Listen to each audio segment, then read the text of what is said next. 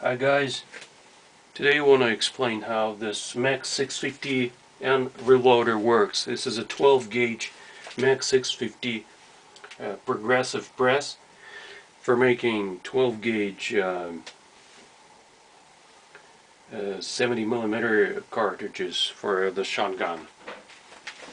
The first stage you have to do is install this sizing ring. Then also install this ring that is helping to resize the 12 gauge shells. Also, you have to install this tray for catching the spent primers. What I'm doing is I'm using, of course you have to take off the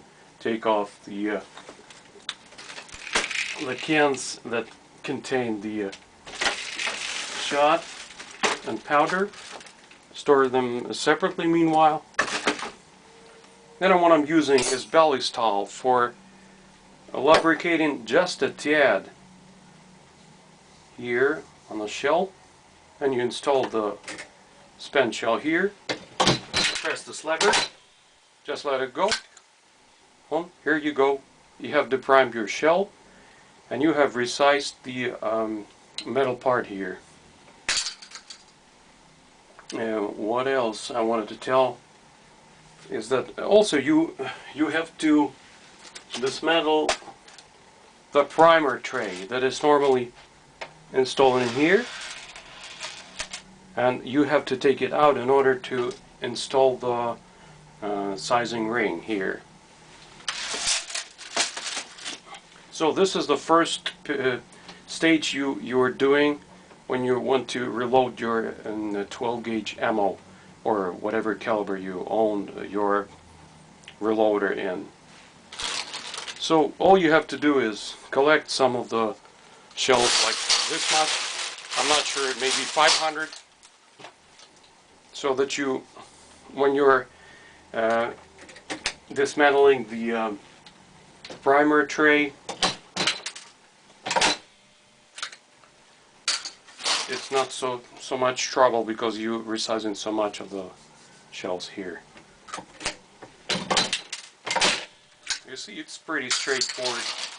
Of course, I wanted to buy a MEC grabber which had a resizer right here on the press, and it was a kind of grabbing type that also corrects the dents from the, if you have a semi-auto shotgun, it corrects the dents from the ejector that I have personally on my Saiga 12. It is present, I'm telling you, but whenever you're reloading it, it actually is no problem. Those dents are not affecting the reliability of a shotgun in any way. But to make it a little bit smoother, I'll lubricate a little bit here on the casing, and I'm telling you that belly stall, if you let these shells lie for a while, like 2 or 3 days, if the belly stall is this thing on the shell, it will actually evaporate in a couple of days if you let it lie out like on the sun.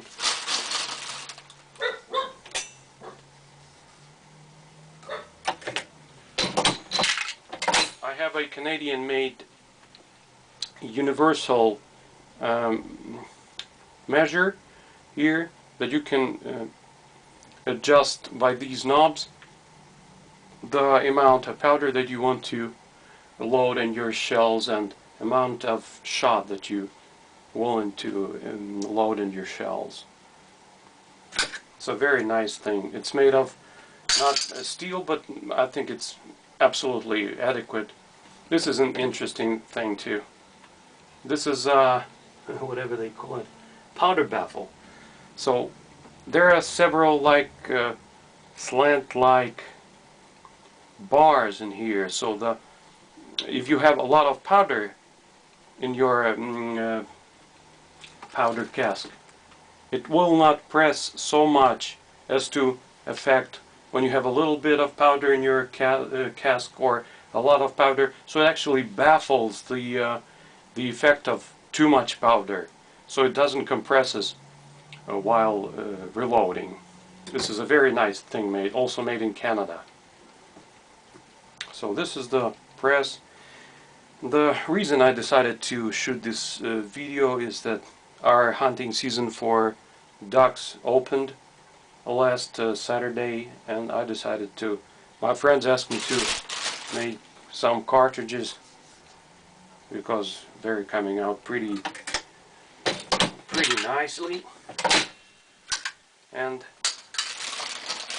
I decided that I have to do a little bit of reloading. Actually, I reload, like, make 300 cartridges that last me for like 2 years for duck shooting. We had a very nice season opening last Saturday, just wonderful. A lot of ducks flying around, and it was just wonderful. Wonderful holiday, I would call it.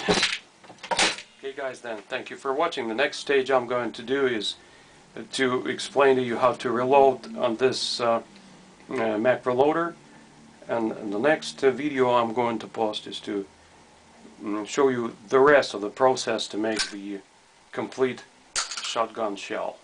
Okay, thanks guys for watching.